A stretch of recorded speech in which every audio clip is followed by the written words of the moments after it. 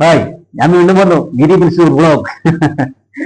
ഏതായാലും കഴിഞ്ഞ വീഡിയോയിൽ ചെയ്ത പോലെ തന്നെ രണ്ടുപേരി പാട്ട് അതുമ്പോ പാട്ട് പാടി തുടങ്ങുമ്പോൾ ഒരു രസമാണ്, സുഖ. അപ്പൊ രണ്ടുപേരി പാട്ട് പാടി തന്നെ തുടങ്ങാം. കറുകറിക്കാമുകി കൊമ്പനാന പുറത്തേറിയഴും മൂർത്തേ, കറുകറിക്കാർമുകി കൊമ്പനാന പുറത്തേറിയഴും മൂർത്തേ.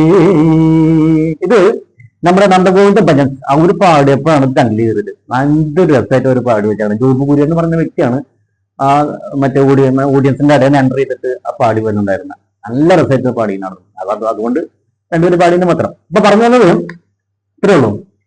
നിങ്ങള് തിരഞ്ഞെടുത്ത് എന്നെ കിട്ടിയെന്ന് വരില്ല, മനസ്സിലായോ? നിങ്ങൾ തെരഞ്ഞെടുത്ത് എന്നെ കിട്ടില്ല എന്ന് വെച്ചാല് തൃശ്ശൂർ പൂരപ്പറമ്പിൽ പോയി നോക്കിയാൽ ഞാൻ കിട്ടില്ല എന്നല്ല ഉദ്ദേശം. നിങ്ങൾ ഉദ്ദേശിക്കുന്ന തരത്തിലല്ല എന്റെ ജീവിതം എന്ന്, മനസ്സിലായോ? നിങ്ങൾ ഒരു ചോദ്യം ചോദിച്ചു കഴിഞ്ഞാൽ അത് നിങ്ങൾക്ക് ഇഷ്ടപ്പെടുന്ന രീതിയിൽ എന്റെ കയ്യിൽ ഉത്തരം കിട്ടിയെന്ന് വരില്ല. ഞാൻ എനിക്ക് ഇഷ്ടമുള്ള പോലെ ഉത്തരം പറയുള്ളൂ.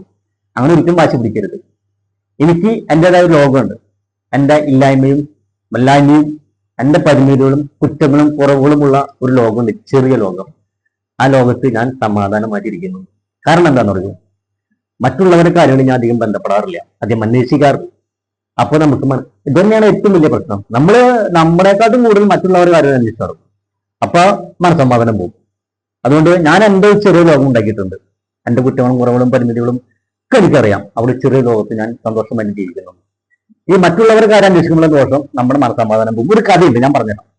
ഒരു വ്യക്തി ആ വ്യക്തി ജനാലിന്റെ ഉള്ളിൽ കൂടെ അപ്പുറത്തെ വീട്ടിലേക്ക് നോക്കി നിൽക്കുകയായിരുന്നു. അപ്പൊ ആ വീട്ടില് ഒരു അഴക്കിയുണ്ട്. തുണിയിടുന്ന അഴക്കുണ്ടല്ലോ, അഴക്കെ കുറച്ച് തുണികൾ കിടക്കണമുണ്ട്. അപ്പൊ ഈ വിൻഡോ ഗ്ലാസ് കൂടെ പുള്ളിയാൻ നോക്കിയിട്ട് പറയാണ്, ആ അഴക്കയിൽ കിടക്കുന്ന തുണികൾക്കൊക്കെ എന്ത് അഴുക്കാണ്, എന്ത് വൃത്തികേടാണ്, അവർക്കത് അലക്കിട്ട് അയച്ച് കൊടുത്തൂടെ? അതായത് അഴക്കയിൽ കിടക്കുന്ന തുണികളെല്ലാം വൃത്തികേടില്ലാത്ത തുണികളാണെന്നാണ് പുള്ളി പറയണം നോക്കിയിട്ട്. അപ്പോൾ കേട്ട് നിന്ന വ്യക്തി, തൊട്ടപ്പുറത്തുള്ള വ്യക്തി എന്ത് ചെയ്തു എന്ന് പറഞ്ഞാല് പുള്ളി ഒരു തുണി കൊണ്ടുവന്ന് ആ ജനാലയുടെ ഗ്ലാസ് തുറച്ചു. ജനാല ഗ്ലാസ് കൊടുത്തിട്ട് പറഞ്ഞു, ചേട്ടാ ഇനി നോക്കാൻ പറഞ്ഞു. പുള്ളി നോക്കിയപ്പോ ആ തുണികളെല്ലാം വൃത്തിയായി കിടക്കുന്നു. അലക്കി നല്ല വൃത്തിയും വെടുപ്പിലുമാണ് ആ തുണിയിൽ കിടക്കുന്നുണ്ടായിരുന്നത്. അപ്പൊ പ്രശ്നം എവിടെയായിരുന്നു?